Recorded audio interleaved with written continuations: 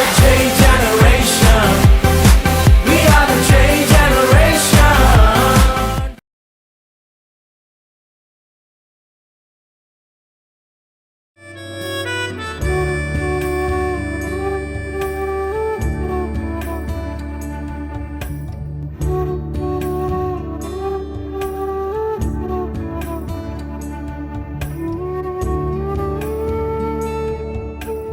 கிறிஸ்துவுக்குள் மிகவும் பிரியமானவர்களே, உங்களை இந்த ஜூலை மாதத்தின் 3வது வாரத்தில் உங்களை ஜாஷ்வா டிவி மூலமாக சந்திப்பதில் மிகுந்த மகிழ்ச்சி அடைகிறேன்.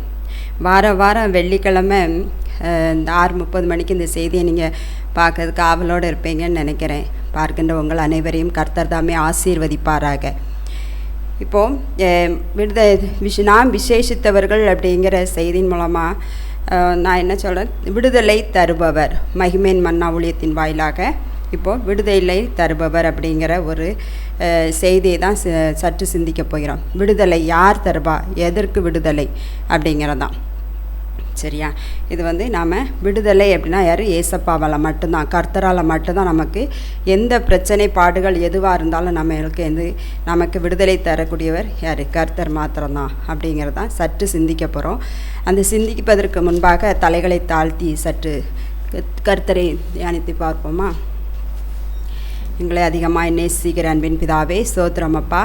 ஆண்டவரே, விடுதலை தருபவர், எந்த வியாதியிலிருந்து விடுதலை தருபவர், கடன் பாரத்திலிருந்து விடுதலை தருபவர், மன அழுத்தத்திலிருந்து விடுதலை தருபவர் அப்பா நீங்கள் தான் அப்படிங்கிறத இந்த செய்தியின் மூலமாக ஆண்டவரே அநேக பிள்ளைகள் புரிந்து கொள்ளத்தக்கான கிருபையை தாங்க ராஜா. அநேகருக்கு ஆண்டவரே இந்த வசனங்களும் இந்த செய்திகளும் ஆறுதல் தரக்கூடியதாக இருக்கத்தக்கான கிருபையை தாங்க ராஜா. நீரே எங்களுக்குள் பிரசன்னராக இருப்பதற்காக நன்றி தகப்பனே. இயேசுவின் மூலம் ஜெபிக்கிறோம் ஜீவனுள்ள நல்ல பிதாவே, ஆமேன். இப்போ பார்த்தீங்க அப்படின்னா விடுதலை தருபவர். விடுதலை எதுக்கெல்லாம் விடுதலை எப்படின்னா என்னது அப்படின்னா ரட்சிப்பு. இந்த பாவிகளை ரட்சிப்பதற்கே இயேசு கிறிஸ்து உலகத்தில் வந்தார் அப்படின்னு பார்க்குறோம். இப்போ பாவிகளுக்கு தான் விடுதலை வேணுமா, யாருக்கெல்லாம் விடுதலை வேணும் அப்படிங்கிறத நாம் இப்போ என்ன செய்ய போகிறோம், பார்க்க போகிறோம். ரட்சிப்பு இது எங்கேருந்து வரும் அப்படின்னா இயேசு கிறிஸ்து கர்த்தரிடத்தில் மாத்திரம்தான் வரும். இப்போது கர்த்தருடைய ஆவி எங்கேயோ அங்கே விடுதலை உண்டு அப்படின்ட்டு ஒரு வசனம் சொல்லுது. இப்போ இதில் என்ன அப்படின்னா பாவத்திலிருந்து விடுதலை. இப்போ நம்மளுக்கு விடுதலை எதுலெல்லாம் தேவைப்படுது? இப்போ உள்ள சூழ்நிலைகள்லேருந்து விடுதலை அப்படிங்கிறது கடன் பாரம், அதுக்கப்புறம் பார்த்தீங்க அப்படின்னா வியாதியிலிருந்து விடுதலை, பண பிரச்சனைகள், மன போராட்டங்கள், அப்புறம் பிள்ளைங்களுடைய வாழ்க்கையில் ஏற்படுகின்ற பிரச்சனைகள், இதுக்கெல்லாம் விடுதலை நம்மளுக்கு தேவைப்படுது. நம்மளுக்கு நல்ல ஞானம் கடவுள் கொடுத்தார் அப்படின்னா அந்த ஞானத்தை நாம் பிரயோகப்படுத்த வேண்டும்.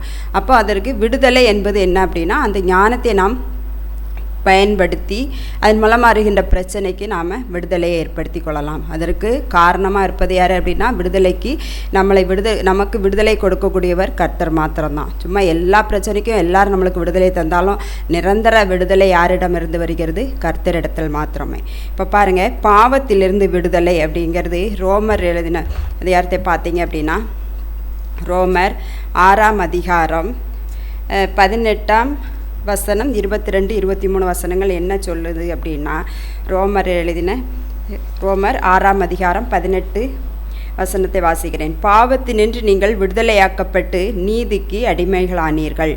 இப்போ பாவத்திலிருந்து நாம் விடுதலை ஆகணும் அப்படின்னா எத்தனையோ பாவங்கள் இருக்கிறது. சரியா? கண்ணுக்கு தெரிந்த பாவங்கள், தெரியாத பாவங்கள், மற்றவர்களுக்கு மறைக்கப்பட்ட பாவங்கள், அந்த மாதிரி நமக்கு நாமே செய்கின்ற பாவங்கள் இருக்குது. ஆனால் மற்றவங்களுக்கு தெரியாமல் என்ன செய்கிறோம்? பாவங்களுக்குள்ள நாம் என்ன செய்கிறோம்? மூழ்கி கொண்டு இருக்கிறோம். ஆனால் மற்றவர்களுக்கு பார்வையில் ஐயோ அவங்க எவ்வளோ எந்த ஒரு பாவம் பண்ணாமல் எவ்வளோ ஒரு நல்லவங்க தெரியுமா அப்படிங்கிற சூழ்நிலைக்கு நாம் இப்போ இருக்கிற சூழ்நிலையில் எல்லாருமே அப்படி தான் இருக்கிறோம். ஆனால் நமக்குரிய பாவங்கள், நாம் செய்கின்ற பாவங்கள், நம்மளுடைய மனசாட்சியை வருடி கொண்டு இருக்கிற பாவங்கள் நிறைய இருக்கிறது. அது என்னென்ன பாவம் அப்படின்னா, ஒன்று என்ன பண்ணுவேங்க, கண்களால் செய்கின்ற பாவங்கள், அப்புறம் இருதயத்தினால் செய்கின்ற பாவங்கள். நான் ஏற்கனவே ஒரு செய்தியில் சொல்லியிருந்தேன். இப்போ அதே மாதிரி பார்த்தீங்க அப்படின்னா கை கால்களால் செய்கின்ற பாவங்கள். இந்த பாவங்கள் எல்லாம் நம்மளை என்ன செய்யும், மனசாட்சியை குத்தி கொண்டே இருக்கும். அப்போ நம்ம இதிலிருந்து என்ன செய்யணும், விடுதலை ஆக வேண்டும் என்றால் நம்முடைய பாவத்தை நாம் என்ன செய்ய வேண்டும், கர்த்தர் முன்பாக அறிக்கையிட வேண்டும். அறிக்கை செய்துவிட்டால் நம்முடைய பாவங்கள் மன்னிக்கப்படும். அதை விட்டுட்டு நம்ம பாவம் பண்ணிட்டோம் அப்படின்னு சொல்லிட்டு வேதனைப்பட்டுட்டே இருந்தோம்னா அந்த பாவத்திலிருந்து விடுதலை நமக்கு கிடைக்காது. அப்போது பாவத்தினின்று நீங்கள் விடுதலையாக்கப்பட்டு நாம் என்ன செய்கிறோமா, நீதிக்கு அடிமைகளார்கள். இப்போ பாவம் அப்படின்னா என்னது, நாம் செய்கின்ற அந்த ஒவ்வொரு பாவங்களும் அது நீதிக்கும் பாவத்துக்கும் என்னது, எதிர்ப்பதம் தான் நீதி, சத்தியம். அதுக்கு எது ஆப்போசிட் தான் அந்த பாவங்கள். அப்போது அந்த பாவத்தை நாம் நீக்கி விட்டு வந்தோமானால் அதுக்கு எதுக்காக இருக்கிறோம்னா நீதிக்கு அடிமைகளாகிறோம். இப்போ நீதி எங்கேருந்து வருகிறது அப்படின்னா அதுவும் கர்த்தருடைய கரத்திலிருந்து தான். அதுவும் எதெல்லாம் கர்த்தருடைய கரத்தில் கொடுக்கப்பட்டது அவ்வளோ என்னது, இந்த வசனங்கள் மூலமாக நாம் என்ன செய்யப்படுகிறோம், விடுதலை அடையப் போகின்றோம். அதுக்கப்புறம் பார்த்தீங்க அப்படின்னா எத்தனையோ பாவங்கள் இருந்தாலும் நாம் என்ன செய்யணும், அறிக்கை செய்து நாம் அந்த பாவங்களை அறிக்கை செய்கின்ற போது, இப்போ நான் கண்களால் செய்த பாவங்கள் இருந்தால் நாம் என்ன செய்யணும், அறிக்கை செய்யணும். சப்பா நான் அந்த பாவத்தை நான் செய்துட்டேன், எனக்கு நீங்கள் என்ன செய்யுங்க, மன்னிப்பு தாங்க அப்படின்னு சொல்லி கேட்கணும். அப்போது என்ன செய்வாங்க, ஏசப்பா நம்ம என்ன செய்வாங்க, அந்த பாவத்திலேருந்து விடுதலை கொடுப்பாங்க. நாம் இப்படியே தான் அந்த பாவத்தில் மூழ்கிட்டே இருக்கோம், நம்மளால் மீண்டு வர முடியலை அப்படின்னா தன்னுடைய சுய எண்ணத்தினாலும் தன்னுடைய சுய பலத்தினாலும் இந்த பாவங்கள் நீக்கப்படுவதற்கு நாம் மனிதர்களால் கூடாது, ஆண்டவரால் மாத்திரம்தான் கூடும். அதே மாதிரி பார்த்தீங்க அப்படின்னா ஒன்று பாவத்திலிருந்து விடுதலை, எத்தனை பாவங்கள் செய்தாலும் நாம் அறிக்கையிடுகின்ற போது மன்னிக்கப்படும். ரெண்டாவது பார்த்தீங்க அப்படின்னா கர்த்தருடைய ஆவி தான் விடுதலையாக்குமா. எங்கே விடுதலையாக்கும், 2 கொரிந்தியர் இதில் தான் பாருங்கள், வேத வாக்கியத்தை எடுத்தால் அதில் நான் வாசிக்கிறேன் கேளுங்க. 2 கொரிந்தியர் 3ஆம் அதிகாரம் 17ஆம் வசனத்தில் என்ன சொல்கிறாங்க அப்படின்னா, கர்த்தரே ஆவியானவர், கர்த்தருடைய ஆவி எங்கேயோ அங்கே விடுதலை உண்டு. அப்போ கர்த்தருடைய ஆவி, கர்த்தர் ஆவியாக தான் இருக்கிறார்னு சொல்லியிருக்கோம். அப்போ அவருடைய பிரசன்னம் எங்கெல்லாம் இருக்கின்றதோ அங்கே என்ன ஆகும் அப்படின்னா அவங்களுக்கு விடுதலை உண்டு. அப்போ கர்த்தருடைய ஆவி இருக்கணும் அப்படின்னா நாம் என்ன செய்யணும், அந்த வேத வசனங்களை நாம் வாசிக்க வேண்டும். அவர் சொல்லுகின்ற அந்த கட்டளைகளுக்கு கீழ்ப்படிய வேண்டும். அவர் சொல்லுகின்ற கட்டளைகள் அந்த 10 கட்டளைகள் இருக்குது, அதுக்கு கீழ்ப்படியணும். அதுக்கப்புறம் பார்த்தீங்க அப்படின்னா வேத வசனத்தில் என்னெல்லாம் சொல்லியிருக்கிறாங்களோ அதுக்கு நாம் என்ன செய்ய வேண்டும், தன்னை ஒப்பு கொடுத்து கீழ்ப்படுகிறவர்களாக இருக்க வேண்டும். அதை விட்டுட்டு நம்மளுடைய இஷ்டப்படி நம்மளுடைய சுய விருப்பத்திற்காக நாம் ஒன்றொன்றாக நம்மளுடைய மன மகிழ்ச்சிக்காக செய்துவிட்டு இறுதியிலே அதற்கு மன நிம்மதி இல்லாமல் சமாதானம் இல்லாமல் உழன்று கொண்டிருப்போமானால் அங்கே நம்மளுக்கு எந்த பிரயோஜனமும் இல்லை. ஆனால் அவர் என்ன சொல்கிறாங்க அப்படின்னா கர்த்தரே ஆவியானவர், கர்த்தருடைய ஆவி எங்கேயோ அங்கே விடுதலையும் உண்டு. அப்போ கர்த்தருடைய ஆவி இருக்கணும் அப்படின்னா நாம் என்ன செய்யணும், அனுதினமும் ஆண்டவருடைய பாதத்தில் காத்திருப்பவர்களாக இருக்கணும். அந்த காத்திருக்கின்ற வேளையில் இந்த வசனங்கள் அவர் என்ன செய்வார், நம்மளிடம் வசனங்கள் மூலமாக வார்த்தைகளை நமக்கு என்ன செய்வாங்க, தெரிவிப்பாங்க. அந்த காத்திருக்கின்ற வேளையிலே நமக்கு என்ன வசனம் கொடுக்கப்படுகிறதோ அதற்கு நாம் கீழ்ப்படிந்து நடப்போமானால் அதற்குரிய சமாதானத்தை நாம் என்ன செய்யலாம், பெற்றுக்கொள்ளலாம். அப்போ தான் கர்த்தருடைய ஆவி எந்த இடத்துல இருக்கிறதோ அங்கே விடுதலை இருக்கிறது. அப்போது அவருடைய பாதத்தில் நாம் அமர்ந்திருப்பவர்களாக இருக்க வேண்டும். அப்போ அவருடைய பிள்ளைகளாக நாம் மாறுவதற்கு ஆயத்தப்பட வேண்டும். நம்ம எத்தனையோ பிரச்சனைகள் இருந்தாலும் என்ன செய்யணும், ஆண்டவருடைய பாதத்தில் நாம் காத்திருக்கின்ற வேளையில் நமக்கு விடுதலை கிடைக்கின்றது. 3வது என்ன அப்படின்னா, இன்னொன்று சத்தியம் உங்களை விடுதலையாக்கும். அதுவும் தான் பாருங்கள், யோவான் எழுதின நற்செய்தி நூலில் என்ன சொல்லியிருக்காங்க அப்படின்னா சத்தியம் விடுதலை ஆக்குமா. சத்தியம் எப்படி விடுதலையாக்கும் பாருங்கள், யோவான் 8ஆம் அதிகாரம் 32-36 வசனங்கள். 8ஆம் அதிகாரம் 32-36 வசனங்கள் பாருங்கள். சத்தியத்தையும் அறிவீர்கள், சத்தியம் உங்களை விடுதலையாக்கும். அப்போது சத்தியத்தையும் அறிவீர்கள், நீங்கள் எவ்வளோதான் ஏசப்பாவை விட்டு விலகி இருந்தாலும் சத்தியம் என்ன செய்யும், உங்களை பின்தொடர்ந்து உங்களை அறியக்கூடிய அளவிற்கு அந்த சத்தியம் உங்களோடு என்ன செய்யும், இடைப்படும். அப்போ சத்தியம் அப்படிங்கிறது என்னது, உண்மை. அந்த உண்மை எங்கே இருக்கிறது அப்படின்னா அந்த வேத புத்தகத்தில் சத்திய வார்த்தைகள் கொடுக்கப்பட்டிருக்குது. அப்போ அந்த சத்தியத்தையும் அறிவீர்கள்ன்றதுக்கு சத்தியத்தை அறிவீர்கள்னு போடல, சத்தியத்தையும் அறிவீர்கள் அப்படின்னா கண்டிப்பாக என்னது, இயேசுவை அறியாதவர்களும் சரி அறிந்தவர்களும் சரி சத்தியத்தை உணராதவர்களும் என்ன செய்யப்படுவார்களாம், சத்தியத்தையும் அறிந்து கொள்வார்களாம். அப்போ இந்த சத்தியம் உங்களை விடுதலையாக்கும். விடுதலை எப்படி ஆக்குகிறது, சத்தியம் விடுதலையாக்கும். அப்போ சத்தியம் அப்படின்னா உண்மையாக இருக்கணும், அந்த நீதி. அப்போ அந்த உண்மை அப்படிங்கிறதுக்கு நாம் பாவமும் நாம் பண்ணுற பாவ பரிகாரங்களுக்கு உண்மை தான் என்னது, அதுக்கு நிரந்தரம். அப்போ நம்ம உண்மையாக இருக்க வேண்டும் என்றால் நம்மளிடத்தில் என்ன ஆகாது, பாவங்கள் வருவதற்கு என்ன செய்யும், கொஞ்சம் நாம் பாவம் செய்ததுக்கு கொஞ்சம் யோசிப்போம். அப்போ அந்த பாவத்திலிருந்து விடுதலை எப்படி கிடைக்கிது அப்படின்னா, சத்தியம் உங்களை விடுதலையாக்கும். அப்போ அந்த சத்திய வார்த்தைகள் நமக்குள்ளாக கடந்து வர வேண்டும். அப்போ அந்த சத்திய வார்த்தையை நமக்கு போதிப்பவர்கள் யார்? தன்னிடத்தில் அந்த சத்திய வார்த்தை எப்படி நம்மிடத்தில் வரும் அப்படின்னா, நாம் அனுதினமும் என்ன செய்ய வேண்டும், வேதத்தை வாசிக்க வேண்டும். இப்போ வேதம் வாசிக்க தெரிந்தவர்களுக்கு இந்த சத்திய வார்த்தைகள் பேசும். வேதம் வாசிக்க தெரியாதவர்கள், இயேசுவை பற்றி அறியாதவர்களுக்கு இந்த சத்திய வார்த்தை எப்படி பேசும் என்றால், நிறைய இடத்துல என்ன செய்கிறாங்க, ஆலயத்திலையும் சரி நிறைய செவர்கள்னு என்ன செய்கிறாங்க, வேத வசனங்கள் எழுதப்பட்டிருக்கிறது. அந்த வார்த்தைகள் ஒரு சிலருக்கு என்ன செய்யுது, அவங்கள்ட்ட அந்த வார்த்தைகள் வாசிக்கின்ற வேளையில் அவர்களிடத்தில் என்ன செய்யுது, பேசுது. அதே மாதிரி என்ன செய்கிறாங்க, அந்த வசனங்கள் எல்லாம் என்ன செய்யுது, அவர்களிடத்தில் பேசும். அதே மாதிரி நிறைய ஊழியக்காரர்கள் கொடுக்கின்ற செய்திகள் மூலமாக அவர்கள் என்ன செய்யலாம், சத்தியத்தை அறிந்து கொள்ளலாம். அப்போ நாம் என்ன செய்யணும், இப்போ அன்னிதினமும் நாம் என்ன செய்கிறோம், நம்மளுக்கு என்ன தேவை என்பதை நாம் அறிந்தவர்களாக, நம்மளுடைய சமாதானம் தேவையா, இல்லை நம்மளுக்கு இல்லை மகிழ்ச்சி தேவையா, அதை விட்டுட்டு என்னது பாவங்கள் மன்னிக்கப்படணுமா, எல்லாற்றுக்கும் காரணம் என்னது, இந்த சத்திய வேதத்தை நாம் என்ன செய்ய வேண்டும், தியானிக்கின்ற வேளையிலே.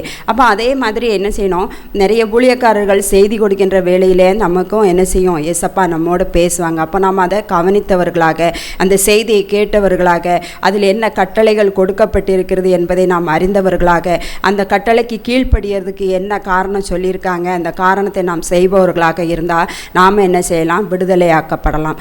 அதே மாதிரி பாருங்கள், இதில் குமாரன் விடுதலையாக்கினால் மெய்யாகவே நாம் விடுதலையாகுவோம் அப்படின்னு ஒரு வசனம் இருக்குது.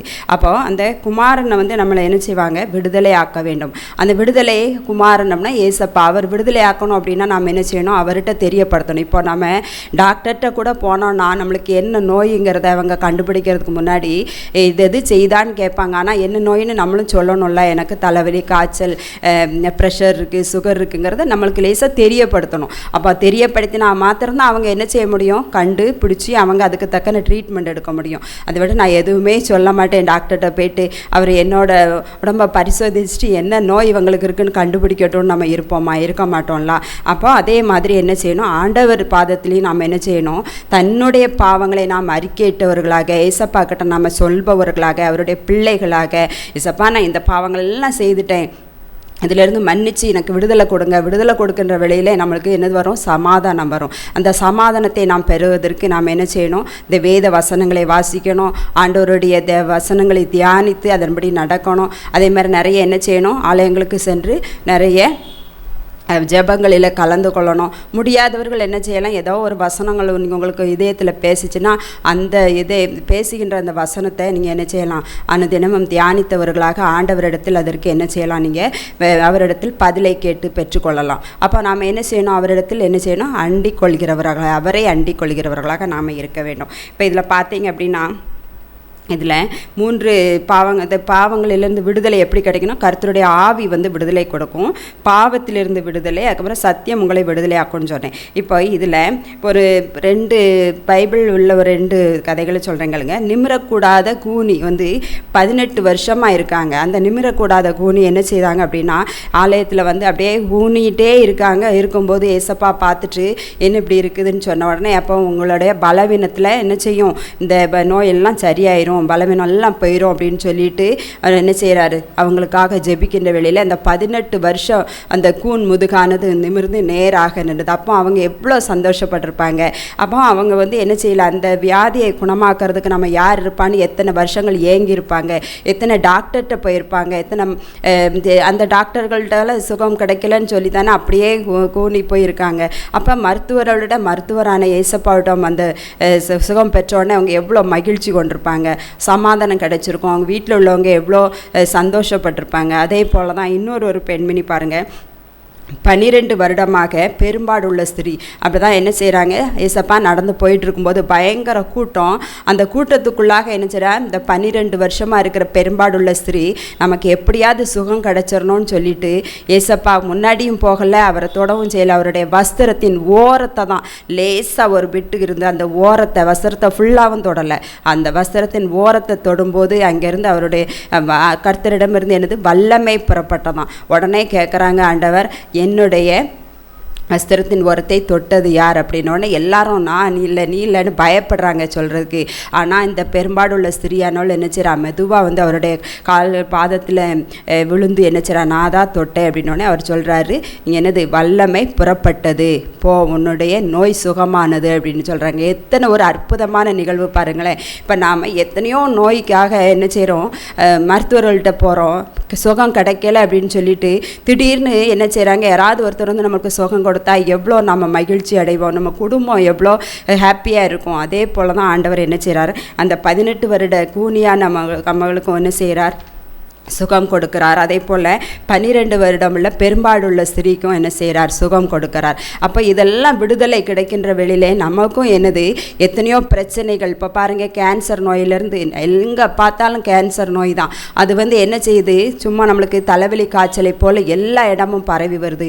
அப்படி இருக்கின்ற போது எத்தனை பேர் கஷ்டப்பட்டு கொண்டு இருப்பார்கள். அவங்கெல்லாம் என்ன செய்யணும், நாம் என்ன செய்யணும், ஏசப்பா எனக்கு சுகம் தாங்கன்னு நாம் கேட்கணும். கேட்டு அவங்ககிட்ட என்ன செய்யணும், நாம் பண்ணின பாவங்களுக்கு முதல்ல விடுதலையை பெற்றால் நமக்கு என்ன செய்யும், நோய் தன்னாலே சுகமாகும். அப்படிங்கிறதா என்னது வேத வாக்கியம் நம்மளுக்கு கற்றுக் கொடுக்கின்ற வசனம். அப்போ பாவங்கள் மன்னிக்கப்படுகின்ற போது நம்மளுக்கு என்னது, இருதயத்தில் சமாதானமும் சந்தோஷமும் கிடைக்கிறது.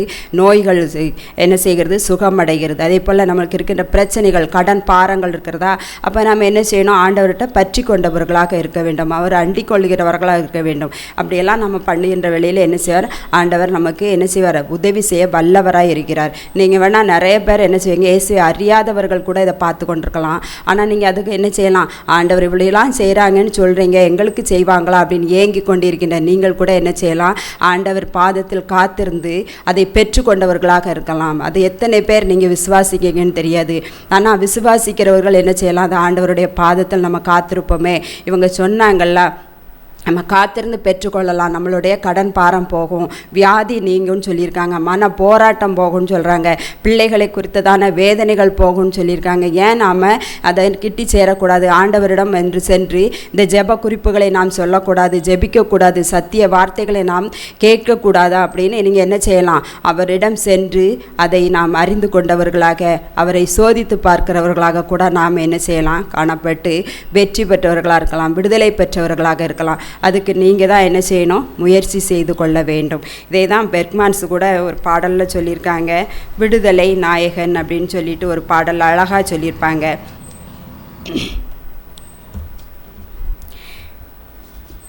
பெர்க்மன்ஸ் ஐயா அழகாக ஒரு பாட்டு, விடுதலை நாயகன் அப்படின்னு சொல்லிட்டு, விடுதலை நாயகன் வெற்றியை தருகிறார், எனக்குள்ளே இருக்கிறார், என்னே ஆனந்தம், நான் பாடி பாடி மகிழ்வேன், தினம் ஆடி ஆடி துதிப்பேன், நான் பாடி பாடி மகிழ்வேன், தினம் ஆடி ஆடி துதிப்பேன், தினம் ஓடி ஓடி சொல்லுவேன், என் இயேசு ஜீவிக்கிறார், எங்கும் ஓடி ஓடி சொல்லுவேன், என் இயேசு ஜீவிக்கிறார், விடுதலை நாயகன் வெற்றியை தருகிறார், எனக்குள்ளே இருக்கிறார், என்னே ஆனந்தம். அப்படித்தான் என்னது, விடுதலை பெற்ற எல்லாரும் இப்படி தான் என்ன செய்ய போகிறீங்க, ஆண்டவரை துதித்து பாடுவதற்கு வல்லவராக இருக்க போகிறீங்க. அதெல்லாம் சாட்சியுள்ள பிள்ளைகளாக மாற போகிறீங்க. அப்போ நாம் இதுக்கெல்லாம் என்ன செய்யணும், வேத வசனத்தை சத்திய வார்த்தைகளை கற்றவர்களாக, அதை தேர்ந்தெடுத்து சோதித்து அறிந்தவர்களாக நாம் ஆண்டவரிடத்தில் விடுதலை பெற்றுக்கொள்வோம். அந்த விடுதலையை பெற்றுக்கொண்டு நாம் என்ன செய்வோம், இந்த உலகத்தில் மற்றவர்களுக்கும் இயேசுவின் அன்பை அறிவிப்பதற்கு நாம் காத்திருப்பவர்களாக இருக்க வேண்டும். சரியா? சரி, இப்போது இந்த விடுதலை தருபவருங்கிறதுலேருந்து எத்தனை பேர் நீங்கள் விடுதலை வேணும்னு நினச்சிக்கிட்டு இருக்கீங்களோ எல்லாரும் என்ன செய்யுங்க, ஆண்டவரிடம் மண்டிவாங்க. உங்களுக்கு தெரியாதவங்கள்ட்டையும் என்ன செய்யுங்க, இந்த ஜோஷ்வா டிவியில் செய்திகள் இப்படி வருதுன்னு சொல்லிட்டு மற்றவர்களுக்கும் அறிமுகப்படுத்துங்க. சரியா? வாரம் வெள்ளிக்கிழமை 6:30 இந்த செய்தியை காண தவறாதங்க. கண்டிப்பாக உங்களுக்கு இது பிரயோஜனமாக இருக்கும். செய்தியை கேட்கின்ற உங்கள் அனைவரையும் தேவன் தாமே ஆசீர்வதிப்பாராக. அப்புறம் நம்முடைய கர்த்தராகிய பிதாவாகிய தேவனாலும் கர்த்தராகிய இயேசு கிறிஸ்துவினாலும் உங்களுக்கு கிருபையும் சமாதானமும் கிடைப்பதாக. ஆமேன்.